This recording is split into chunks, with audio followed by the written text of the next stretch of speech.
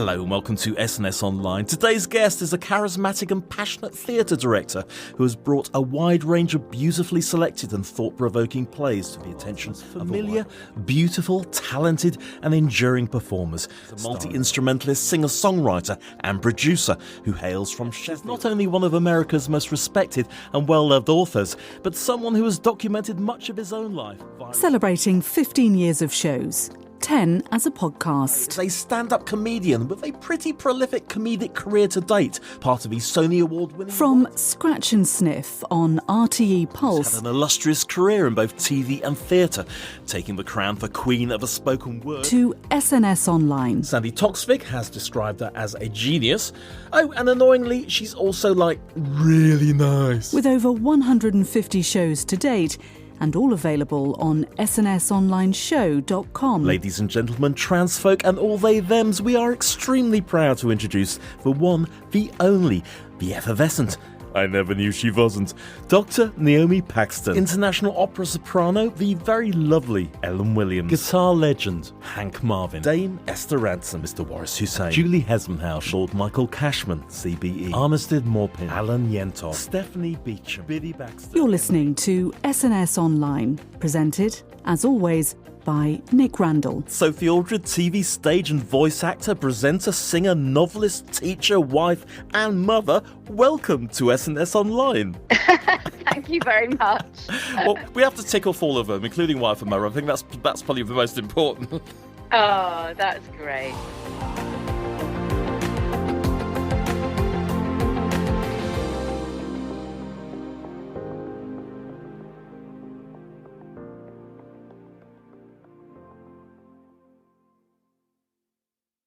Arts, lifestyle, SNS Online.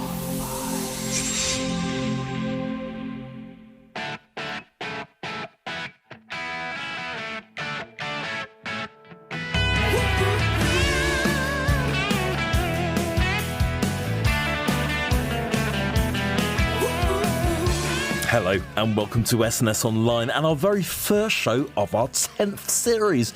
Who would have thunk it? Today we feature a British Army veteran turned pop star. And no, we're not talking James Blunt. You're beautiful. Give it up, mate. Since travelling the world performing music with the band of a Corps of Royal Engineers, our guest has since graduated from television's The Voice and explored a number of different musical styles before embracing his inner country and western. Since then, he's produced a tidy collection of beautifully crafted toe-tapping tracks and even made nominee for Best Country Singer of the Year and Best UK Country Radio Song of this year. So let's take a listen to some of his work. Used to be insane. Used to be a mess. We used to have our hands tied behind our backs. We worked so hard for such a little check. We never had a thing. Nobody gave a damn. And even though we had our ups and downs, we always knew we'd get there in the end. But we weren't too through with 2 kids and a radio.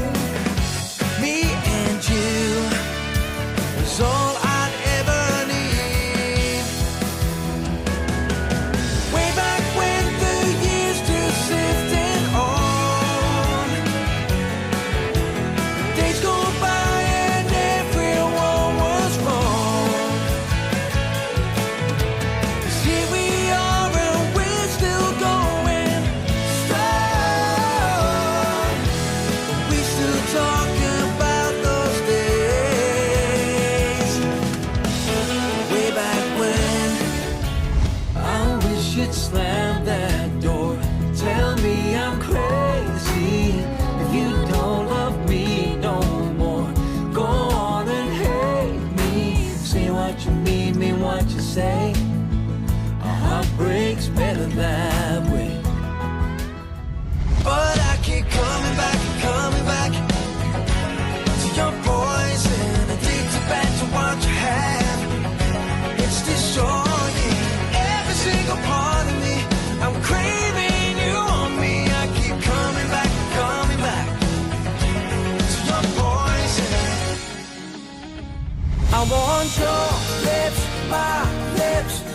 the top of a fireworks show. Your arms, my arms, wrapping round tight, never letting go. Your eyes, my eyes, seem the same sunset and sunrise. And baby, if you do wanna take a little me and add a little you. Ladies and gentlemen, and all they thems, give it up for country and western music maestro Preston D Barnes. When your hurting starts to heal and you feel it all beats, put your heart on wheels, send it my way when you're ready, send it my way. So, Preston D Barnes, quite a journey to have got to where you are, an ex-soldier, etc. It turns out you're the second James Blunt. Do you know what? You're not the only person to say that, actually. I think he's the only ex-soldier, isn't he, that's actually done something in music, really. Yeah, well, to any kind of degree, really. Do you know what I mean? That we're aware of, anyway. Yeah, exactly. Yeah, and it's amazing how many times I go out gigging and people say, "Oh, are you the next James Blunt?" It is true, yeah. Amazing you picked up on that. But clearly you're your own animal, as it were, and producing very, I would say, delicious music, delicious vibes, country vibes, which I love.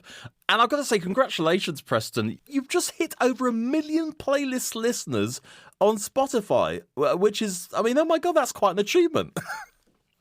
I know, and you know what? This has never happened before. It's a strange thing, isn't it? This Spotify and the kind of sharing of music on playlist thing. It really does work, and absolutely. And since this new record's come out, it seems to have landed on quite a lot, which is amazing for us. I know he left you and he hurt you bad, and he took you to a whole new level of sad, and I think you're never gonna be alright.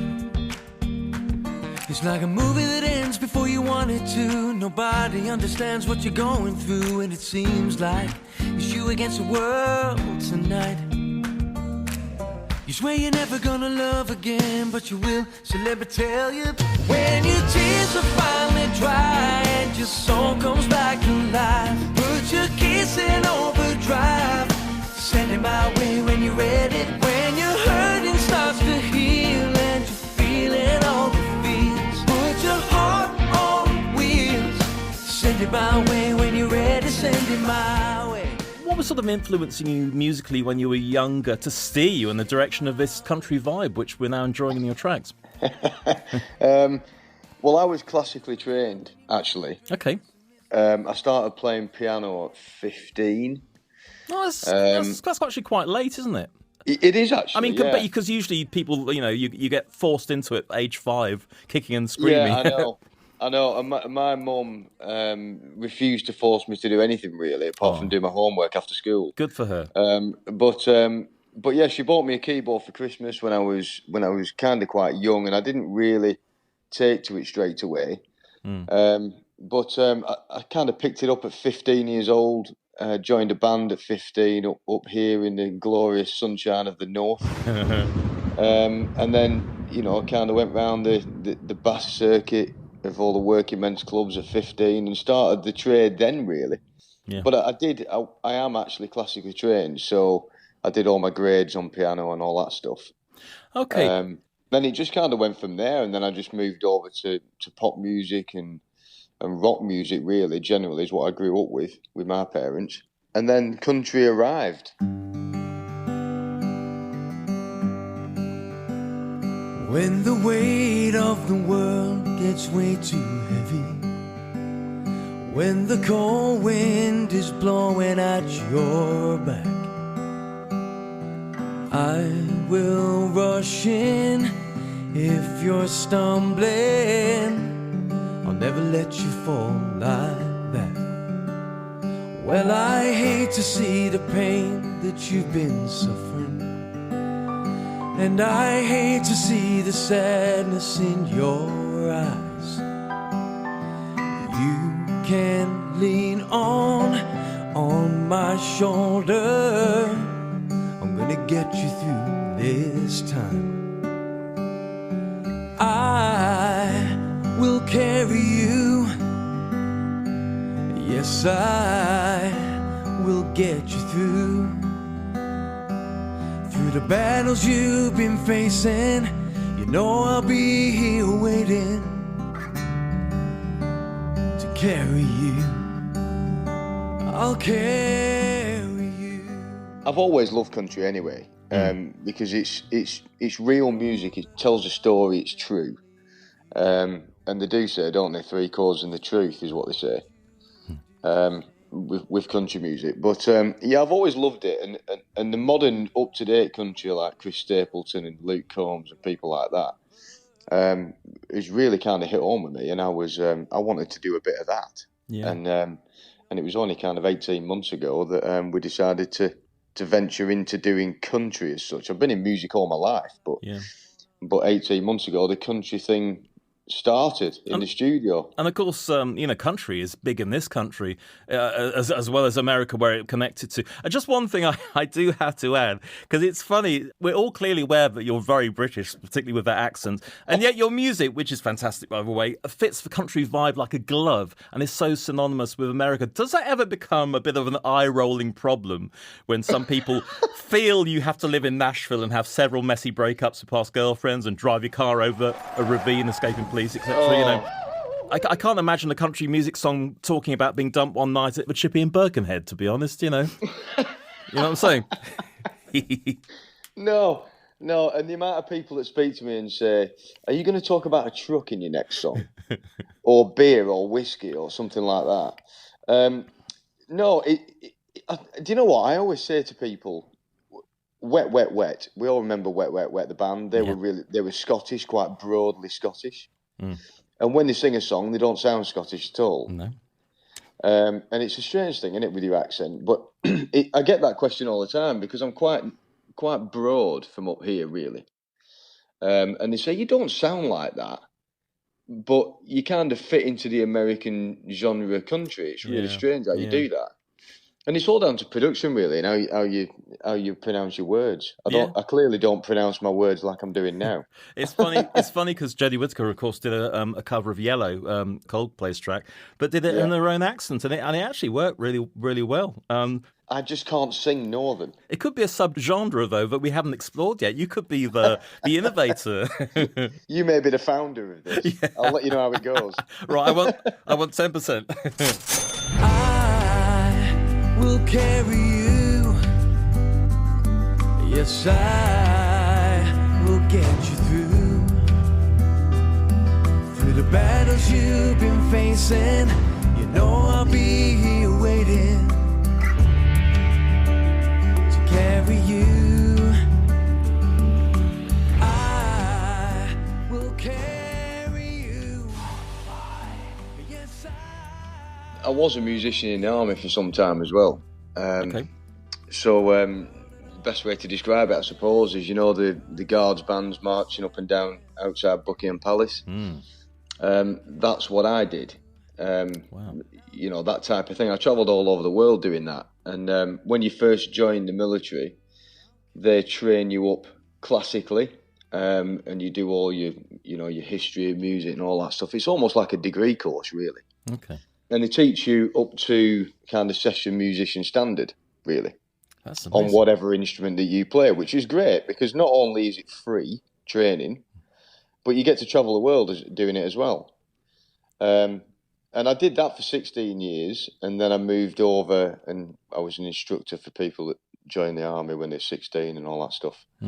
And did a bit of chemical weapons stuff and physical training instructor and all this type of things that you do when you're in the military. You delve in and out of different things. And I ended up doing 22 years. So I suppose the latter end of my career, it was more of a hobby because I wasn't physically doing music for the last kind of 8 or 9 years, really. And that's when I really wanted to start venturing in and thinking about what I'm going to be doing when I leave the job. And, there was a few things that happened before I left that kind of helped along the way, I suppose. Okay. Because, of course, the army have a certain sort of shelf life, don't they, when you can sort of retire at a reasonable age and still have plenty of time for a whole new career. And obviously you've been doing so much of it. My sell-by date was up. I was trying to put it a bit more subtly than that. But clearly, it's true. Yeah, but I mean, clearly you've got so much previous with all this fantastic experience, and then you've got the time to focus on it full time. Yeah, and I think that's a great thing. You know, you do a career like that, you get all your experience. You've got a lot to talk about, and that's great for songwriting, actually. Yeah. You know, the amount of different countries that we go to and experiences in each place, and that's what I've been doing. I've been writing stories about my experiences, which is great. And you must have a lot of stories to tell. Tell us about The Voice. When a man loves a woman, can't keep his mind off nothing else. He trade the world for the good things he found. Yeah. When this man loves a woman, yeah, I give you everything. Oh my God! Yeah, it was crazy experience. It was a crazy experience. That was all just for a bit of a joke, you know. Okay. Initially, I was in Germany one night with the lads in the army, and I did a karaoke competition, and I just ended up winning it. Now we'd all had a few drinks, so as you do, and then it was a couple of weeks after that, The Voice was really starting to heat up on TV. It was in its early stages, really. Was it Holly Willoughby doing it then? No. Okay. I went on season 5, so it okay. had a few seasons. Sure. But it was kind of starting to heat up, and the bravado behind the show was really good, and I quite like the concept of them not seeing you before before they turn round and all that stuff. And the lads just said, "Go on, just have a go, see what happens. You never know." So I did. I applied, and I did the whole queuing up outside Wembley thing. I did all that, and I kind of did. I wasn't scouted in any way. I just queued up like everybody else does. And it took about 7 months, really, from start to finish to get onto the TV stages. And I ended up getting down to the last 26. It was absolutely crazy. That is brilliant. That is so amazing. A question about The Voice, because obviously there's stuff coming up about the X Factor now and how people's mental health wasn't really looked after properly. How do you feel you were looked after on The Voice? Was it quite a different vibe from X Factor? Yeah, I know quite a few people that have done the X Factor, actually. And obviously I know a lot that's done The Voice as well. In my experience, bearing in mind I was 37 years old when I went on there, so it was a little bit more life experienced up, I suppose, if you want to put it like that. I was a little bit more wise.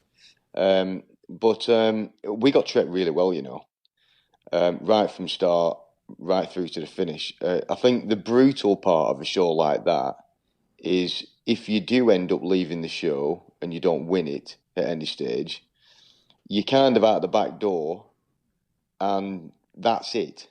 You're almost sitting in a taxi or your car on the way home going, what's just happened to me there? And that's the bit.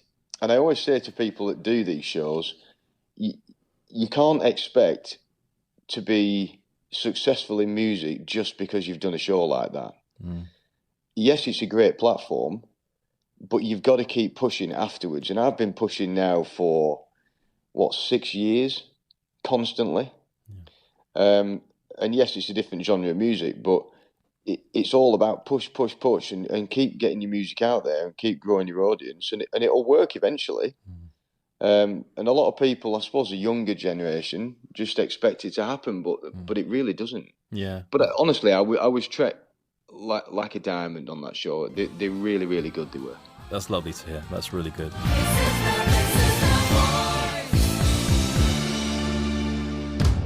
SNSOnlineShow.com, your one-stop shop for all things SNS. Take a tour through our wide and diverse collection of shows and listen in to our exclusive range of in-depth interviews spanning the popular arts, featuring actors, writers, journalists, stand-up comedians, musicians, and more. SNSOnlineShow.com, your one-stop shop for all things SNS. Here I am, standing on your front porch, girl, I can't stand waiting anymore. You pull me in, one touch and I'm gone. I know it's wrong, its own. So much chemistry between the two of us. Repeating history can be dangerous, but I keep coming back to your poison. Addicted back to what you have. It's destroying every single part of me. I'm craving you on me. I keep coming back to your poison.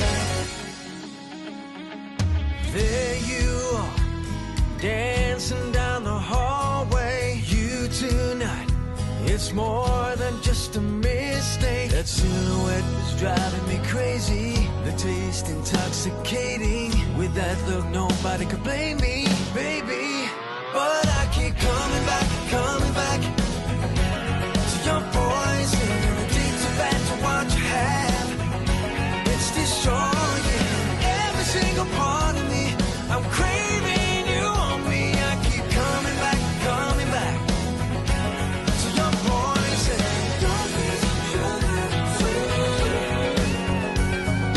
Just one of my lips, to your poison. Oh, your poison.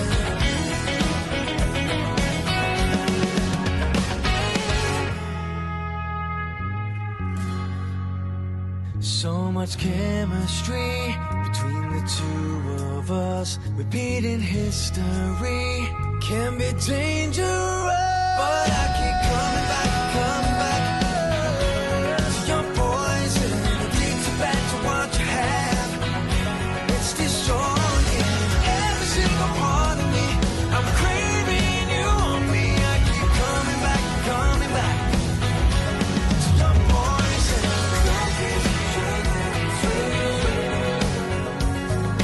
Just one of my lips, to your poison. To your poison. Poison. Preston D Barnes and Poison. You're listening to SNS. So, Preston, what was the next stage for you after The Voice? Well, I was approached by Mark Wickenden, who owns Sonic Boom Records, and he's a small record label in the UK, or he was initially. And he approached me to do a charity single for Help for Heroes, which kind of linked into my old career at the time. Of course, yeah, brilliant. So, we went ahead and did that, and we did it for, Help for Heroes and a couple of other military charities as well, and it worked really well.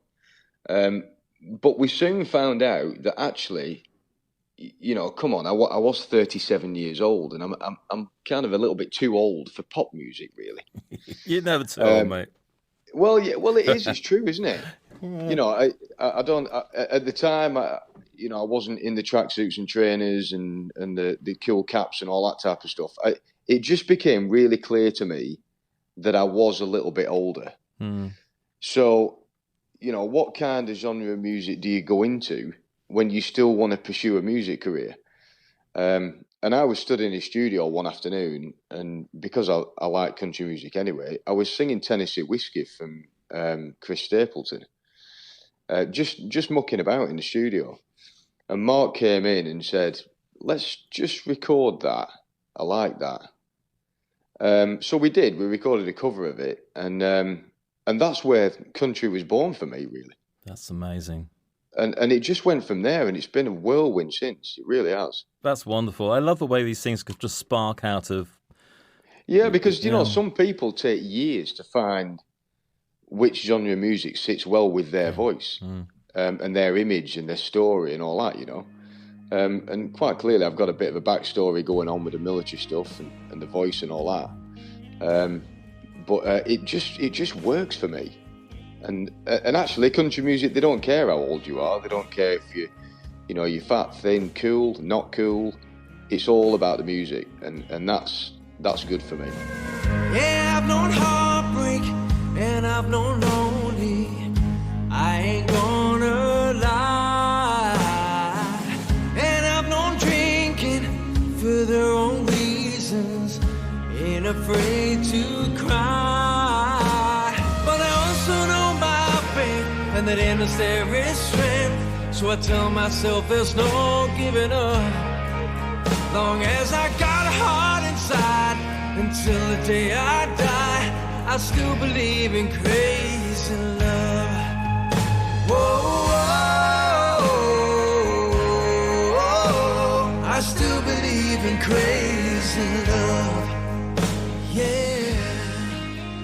Tell us about your connection with Steve Dorff. Just to tell people, Grammy award-winning and Songwriter Hall of Fame inductee, previously written for such luminaries as Celine Dion, oh my God, Barbara Streisand, oh my God, loads of others, Kenny Rogers, Whitney Houston, Garth Brooks, we could go on and on. I mean, wow. Yeah, the guy is an absolute living legend, he really is. And actually, Mark, my producer, has worked with Steve before with another British band that went over there, and that's how the connection came real, I suppose. Is it a band you can mention? The other band?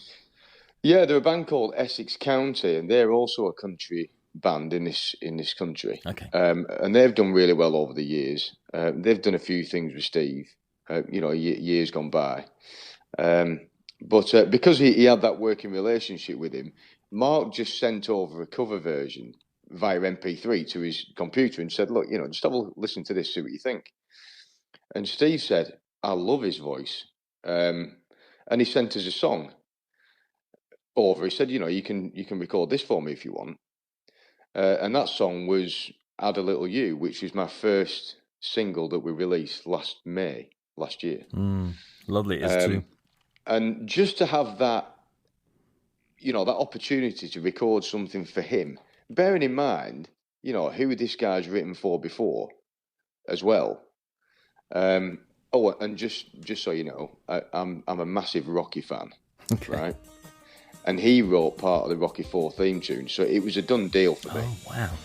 I had to get involved with this. So, yeah, we recorded Add a Little You, and he absolutely loved it. And we've been working with him ever since. I want to add a little rain to this Saturday, so we don't gotta get out of bed. I want to add a little wine to an empty glass, get it going to our heads. I want to add a little smile to your pretty face, keep it there all night long. I want to add a little chill to the back of your neck, a little everything you want. I want your lips, my lips, meeting at the top of a fireworks show. Your arms, my arms, wrapping around side, never letting go. Your eyes, my eyes, seeing the same sunset and sunrise. And baby, if you do want to take a little me and add a little you. I've been working with him now for over a year. It's just crazy. And we went to his house when we went to Nashville in May. Just seeing all the gold discs and the platinum discs all over the wall. It's just such a surreal experience, Oh, that must have been amazing. Oh, it's amazing. I mean, I sat at his piano in his studio that I believe Whitney Houston sat at. Wow. It's just mind-blowing, So yeah, bring on the opportunities, I say, because this guy's amazing. Was he the guy who then established you more in that genre? Yeah, I think so. He's given us some extremely good contacts over there, and clearly we're working with Steve and releasing some of his songs now. Coincidentally, Steve's son is called Andrew Dorff, and Andrew Dorff was quite a prolific songwriter in America.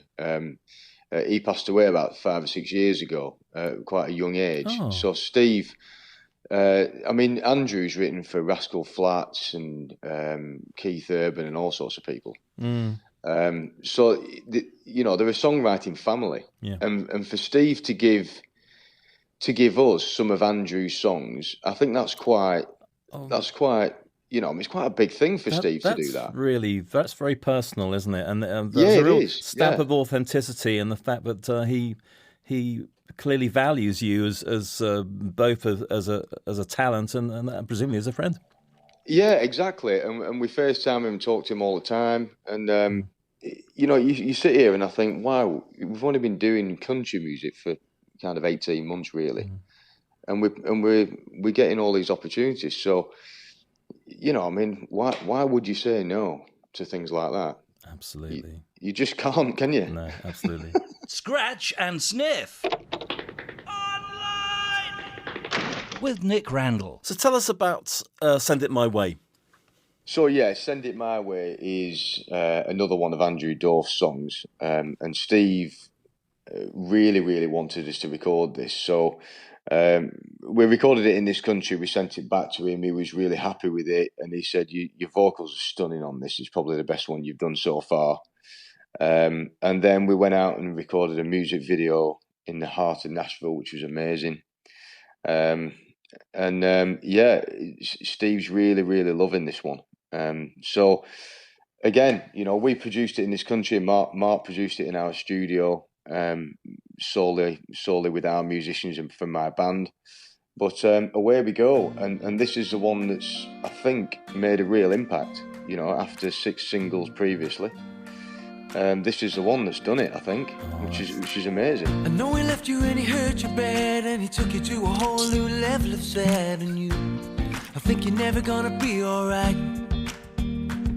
It's like a movie that ends before you want it to. Nobody understands what you're going through, and it seems like it's you against the world tonight. You swear you're never gonna love again, but you will, so let me tell you.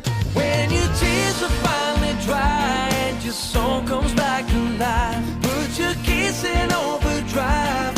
Send it my way when you're ready. When your hurting starts to heal and you're feeling all the feels, put your heart on wheels.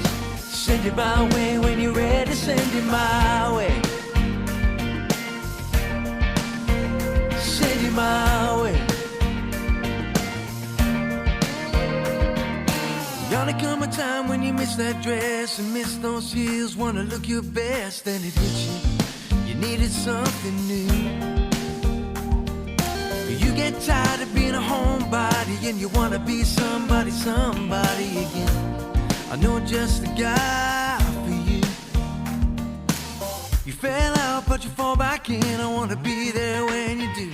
When your tears are finally dry and your soul comes back alive, put your kiss in overdrive. Send it my way when you're ready. When your hurting starts to heal and you're feeling all the feels, put your heart on wheels. Send it my way when you're ready. Send it my way. You got my number. Send it my way. You know where I live. Send it my way. We'll roll it on over. Bring it on over. Remember I told you. Send it my way. Tell us about some of your highlights since all this has kicked off. I mean, I know you've performed the national anthem live at Twickenham Stadium for the Army versus the rugby match, and that was shown on Sky Sports, and various others. Do list them. Yeah, and I've done things like Terry Wogan's radio show live, BBC Two radio. I think that was in a London theatre. That was amazing. Oh, did you get to meet Terry? I got to meet Terry. Good He's a for lovely you. guy. He was a sweetheart, wasn't he? He was such a lovely guy, yeah. And that's the only time I got to meet him as well. But I was chatting to him and in the green room. I had a really good time there. I've done the national anthem at Wembley as well for the FA Cup final. Oh, wow.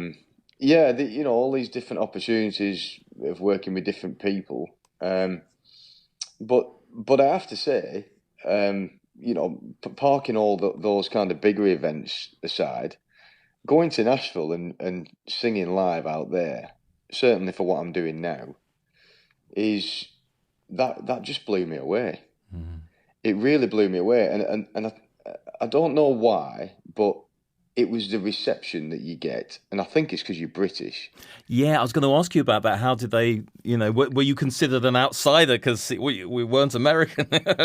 Yeah, because I was always fearful of releasing country music and the Americans thinking, well, this guy's trying to be American. And do you know what I mean? Yeah, of course. And a lot of people have that fear. But actually, when they get to know you and they know your backstory and all that, it's just the fact that you're a British guy, and clearly I'm a veteran as well, which they love. with this really broad Manchester accent, and then all of a sudden you're singing country music and you don't sound anything like it, which I suppose goes back to what we were talking about before. Yeah.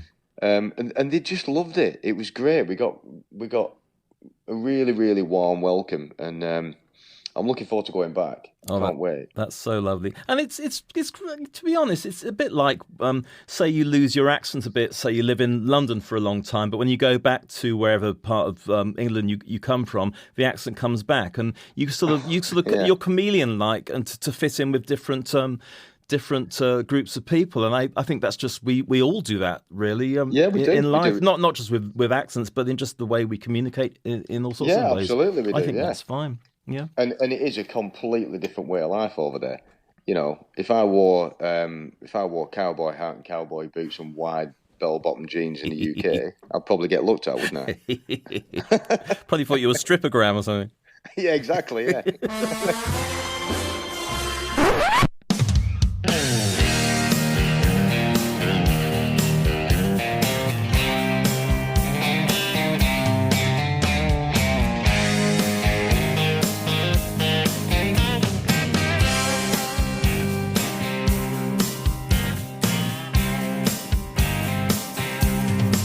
Well, I could love you, baby, but it's a fact. When I get too close, you pull right back. Your hands get cold and your eyes get sad. I guess somebody must have hurt you real bad. With a nervous laugh, I can see you try to cover the hurt and try to justify. You better let go real soon, baby. You can't build castles on quicksand. You can't build bridges on thin air. You can't paper over the cracks of a broken heart and pretend it's not there.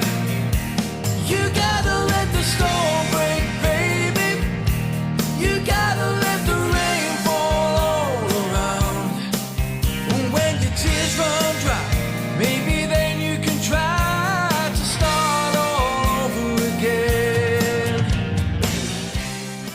Let's talk about Michael J, hit songwriter who's written for Kylie, Gloria Estefan, Debbie Harry, New Kids on the Block, Steps, etc. You're connected with him too, aren't you? Yeah, well, Michael J is a really good friend of Steve Dorff's. When we went to Nashville in May, just gone, we went to a studio with Steve and Michael J.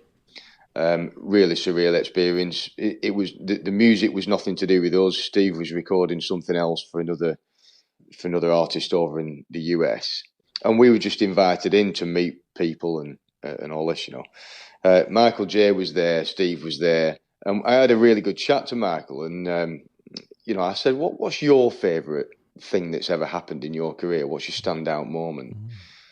And he just said, well, I loved working with Kylie Minogue in the studio and just, you know, when people name drop.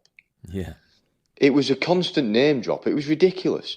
And then 10 minutes later, I'm singing harmonies for one of Steve's new tracks with Michael J and Steve Dorff himself. And just sat at the back of the room putting in third-part harmony on this song. It was just crazy. Oh, that's when you walk out of that room, I thought, nah, I did not just sing harmonies with two of probably the biggest songwriters that's ever lived, I suppose, in that genre, you know. That is just fantastic.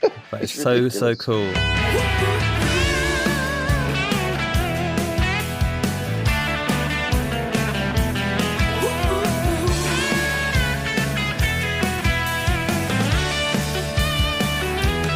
Used to be insane. Used to be a mess. We used to have our hands tied behind our backs. We worked so hard for such a little check. We never had a thing. Nobody gave a damn. And even though we had our ups and downs, we always knew we'd get there in the end. But we worked it through with 2 kids and a radio. Me and you was all I'd ever need. Way back when the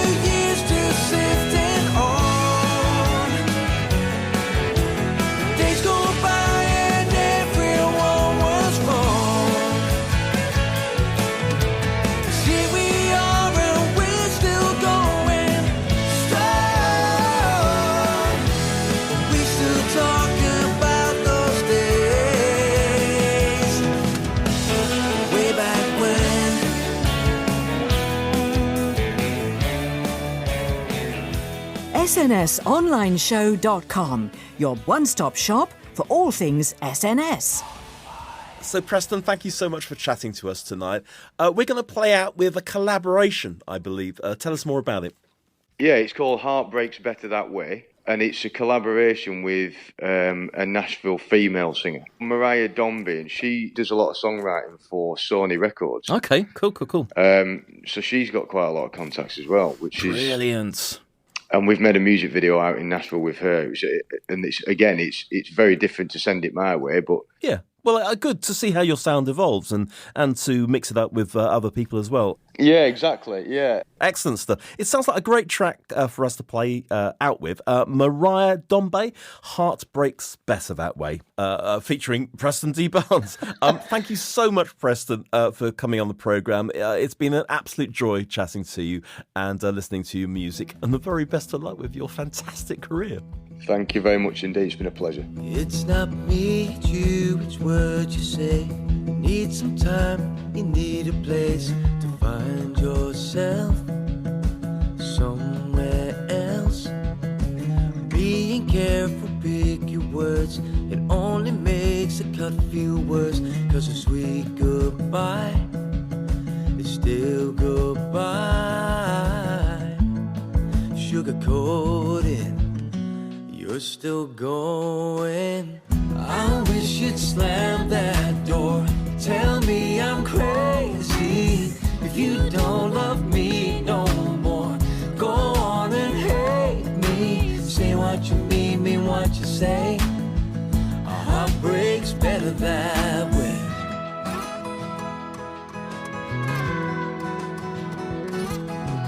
Don't say maybe down the road it could work, you never know. I don't wanna hear that. It hurts too bad. Don't hang around to catch these tears or stitch the wound you're leaving here. This heart of glass, break it fast. Let it shatter like it never mattered. I wish you'd slam that door. Tell me I'm crazy if you don't love me no more. Go on and hate me. Say what you mean what you say. A heartbreak's better that way. Leave a scar right on my heart I'll never forget. Make it so bad that I'll be glad that you left. I wish you'd slam that door. Tell me I'm crazy. Go on and hate me. I wish you'd slam that door. Tell me I'm crazy if you don't love me no more. Go on and hate me. Say what you mean what you say. A heartbreak's better that way.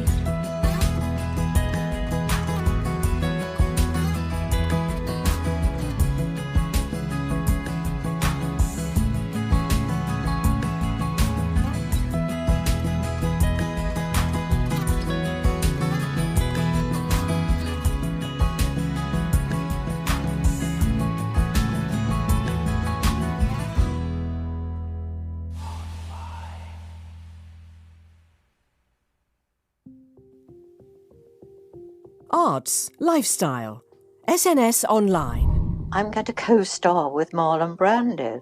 And she said, oh, darling, how lovely, Brandy Marlowe. I must tell Auntie Molly. Never heard of him. At lunch, Ian McShane, John Hurt. I said to Ian McShane, what's a gynecologist? And he goes, I know what that is. You know when you have ordnance survey maps and they stick little flags in, that's a gynecologist. What's your sort of preferred go-to space? Is it theatre or TV, or do you not have a preference? I think it's really usually the favourite go-to space is really the writing. She read my play, told me what was wrong with it because she was brilliant like that, and then said, you need to go and work with Akeborn. And Alan said to me, Peggy tells me you can write. would you write me a play? Our impression of the suffragettes, I think, has been skewed by these photographs, because press photographers always pick the prettiest girl, prettiest woman, best frock. And I think a lot of people have been misguided in thinking the suffragettes were just middle-class women kind of messing about at politics. I think all good actors are trying to shine a light on what it means to be human, you know, and to look at human behaviour and to look at contradiction. And Britt Ekland turned and gave me a smile such as you have never seen. I got this wonderful, utter, total attention until she realised I was absolutely no use to her whatsoever, and it was all turned off as though the light was... Oh, no! It did make me laugh. I also think sometimes you can get away with doing more with comedy than you can with drama.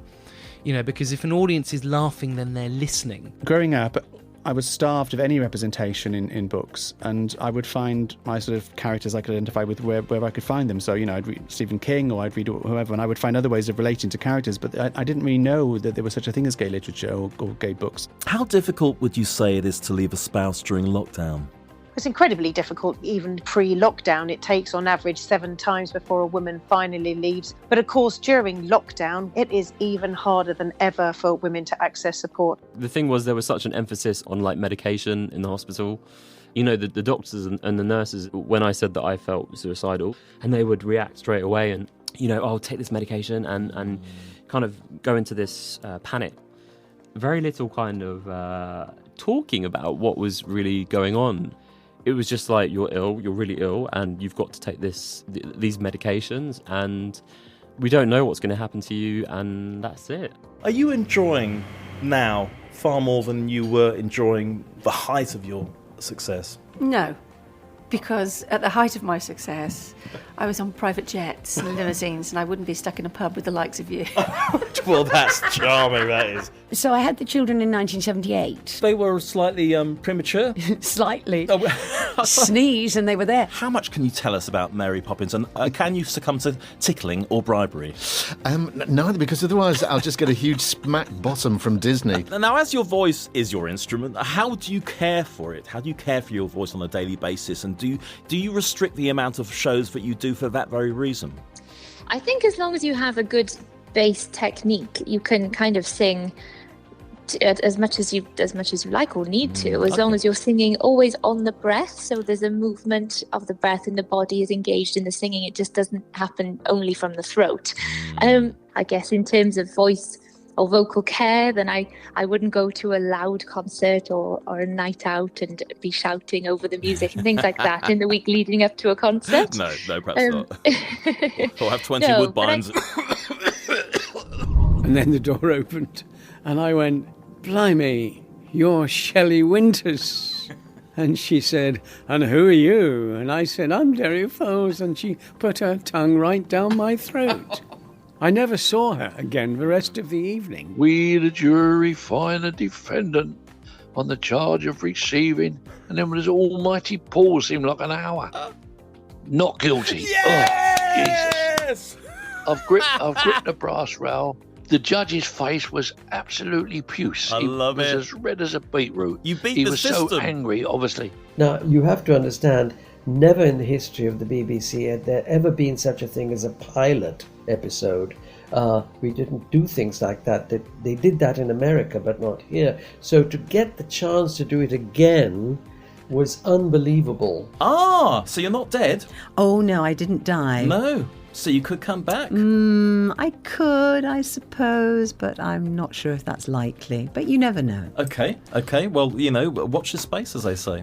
Keep tuning into Farm. I mean, Emmerdale. I'd known Kate Moss, other people as well. Many performers and well-known people have come up to me and said to me, "Oh my God, that film, it changed my life." There's a huge campaign at the moment about representation of older women in particular on screen, because we've got a long way to go with that. You know, it seems to me that generally speaking, it's either a very sort of elegant Hampstead dwelling idea of ageing, or it's a working class care home with dementia. Dribbling. A lot of people don't realise that acting is our first nature. You know, the moment we're born, often the first thing we do is play peekaboo, you know, with our parents. After a while, we start to enjoy the feeling of abandonment because they're going to pop up again and say peekaboo. And then from there, we develop, things like Now You See Me, Now You Don't. And then we start doing hide and seek. And then we start involving other people. And then, lo and behold, as kids, we're playing and we're suspending our disbelief and we're using our imagination. And it's our first nature because that's how we learn. We learn from observation. We learn that when someone scuffs their knee, I'll act like my mum does when I scuff my knee. So we start invoking characters. We become the mother, we become the bully, we become the father figure, we become lots of different things. And that's how human beings grow up. I thought to myself, well, if this is a twice-weekly programme and going on throughout the year, I should be editor. So quite right too. So I gave myself the job, as it were, and had it on the credits. And nobody queried it. It was extraordinary. The worst people to interview, if you're a presenter, is another presenter. Because you're then thinking, I know what they're thinking. And you're both playing a kind of strange game. And it's very difficult to play a game with somebody who's also playing a game. And you don't quite know what game they're playing, but you hope that it's sort of on the same court. I read an article recently in The Guardian, and it was about Blue Peter, and it was about me flying a hot air balloon in the Arctic Circle across a frozen lake in Finland. And I thought, I even read it and thought, wow, that sounds amazing. And then I was like, wait, no, I did that. That was my challenge. Do you think that you were the embodiment of, like, quote-unquote girl power way before it was seen as a thing? I mean, very ahead of the curve, because you were so totally authentic. You were just getting on with it. It was way ahead of traditional women's lib in a way. I get asked this a lot. It's only since making my documentary and watching it with an audience that I realize I didn't know what I was doing. I can't pretend I did. I was simply being uncompromising to changing anything about myself, and I'm still the same now. Do you at all regret outing Rock Hudson towards the end of his life? I know a newspaper guy came to you and asked, simply based on the fact that he hadn't gone out of his way to hurt anybody in the LGBTQ community, would it be possibly better to have tried to persuade the man himself that he would feel so much better by coming out rather than making that decision for him? I did try to persuade him, and he wasn't sick early on when I first met him. And we talked about it, and his husband, his partner at the time, said, not until my mother's dead. Which I thought was such an odd thing to say, because if I was fucking Rock Hudson, I'd want my mother to know. In fact, I did tell my mother at one point. Did you? What'd she say? Was she impressed? No. There's a big thing these days, I'll just say to this, where people say, I'm just telling the truth. Yeah. No, darling, it's your truth. And what we're seeing now is we are asked to form opinions. And, with opinions, I look at it this way. Is it true? Well, that's impossible these days, isn't it? Is it true? Well, who knows? Do I need to say it? Yeah. And is it kind? Are you religious at all? Not even slightly. Have been, but something happened to make me a little bit sceptical about all the various answers to the questions we pose about what life is about and how it started and when will the world end and what happens after death. And I couldn't find any answers to that. I once went on to a programme, and next to me there was quite fanatical Islamist, and in the audience there was an equally fanatical Zionist, and they started to get at each other. And after a while, I was asked my view, and I said, thinking people were going to throw things at me, if I were God, I think I'd ban religion. And I got a round of applause. I think a lot of people feel that way. Whether or not you have faith, what is happening in the name of faith is sometimes really evil.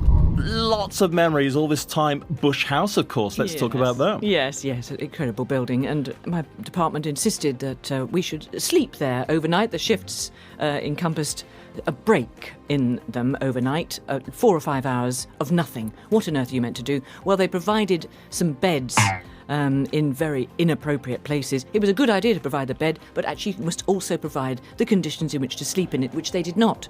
And they were in terribly cold rooms, always very uncomfortable, or they were in the dormitory. What a horrendous experience the dormitory was. It was like a hospital ward with individual cubicles with curtains around each bed.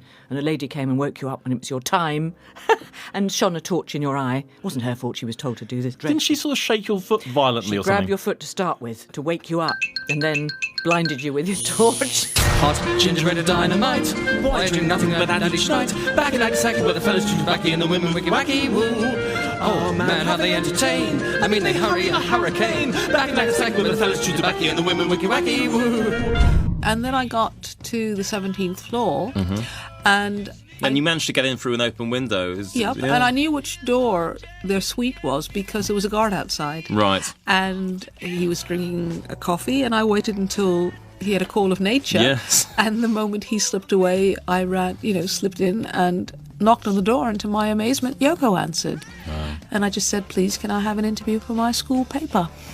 And she said yes. And she invited me in, and suddenly I'm face to face with John Lennon. Okay, Alex, I have noticed, as a strolling player as you clearly are, you brought your guitar with you tonight. I did bring my guitar. Are you going to give us a little ditty? Got a theory that I'm in love. So this heart, it beats for you. This mind, it's thinking of you most of the time. The sound of a choir filled my empty ears. This is a love that's true. Okay, Toby, we're going to do a Doctor Who mastermind for you. Are you up for the challenge? Yes, I have to say, because people say that I'm this expert on Doctor Who. I've never said I am. Finish the quote. I'm tired of being an outsider, Doctor. I'll give you a clue. It didn't go well. I want to go home? I want to go back to my own people. Okay, we'll give you that. We'll give you that. Oh, it's Romana, isn't it? No, it was Adric. Oh, yes. Who composed March... I'll start it, so I'll finish. Who composed March of the Women? Ethel Smythe. Correct. Who wrote Stage Rights and is also appearing on SNS Online today? Naomi Paxton. Yeah! You? Me, sir? Yes, you. Who else is there? You down there, boy. What, me, sir? But I'm just a poor Dickensian orphan from Penny Farthing Lane, sir. Strike a light in the year of our Lord 1822, sir. If my name's not Van Dyke's Dick, sir. Yes, we get the idea. Don't milk it, love. So here's one. Go on then. Mishal Hussain, that marvellous presenter that is at the BBC. I am quoted in her book.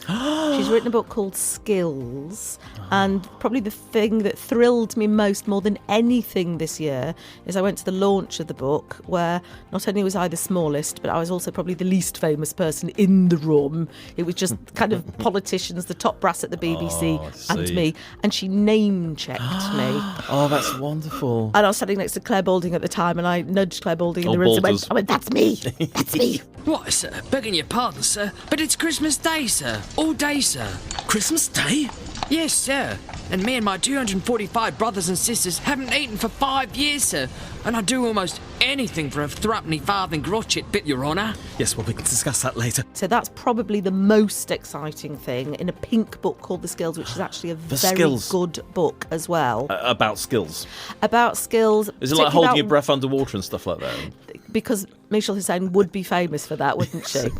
Stand-up comedy meets Alzheimer's and the upside of Hit Me. What do they call it in America? The elevator pitch. Yes. I suppose every comedian probably wants to write the show for Edinburgh that's a bit miserable. Okay.